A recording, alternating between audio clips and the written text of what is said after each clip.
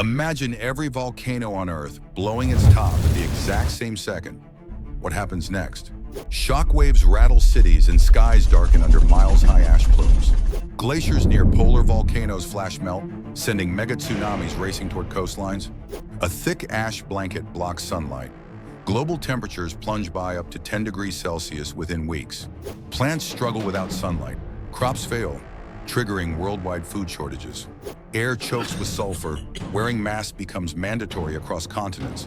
Years of volcanic winter reshape climates, ecosystems, and human civilization. So, would humanity rise from the ashes or fade into history? Tell me your thoughts below.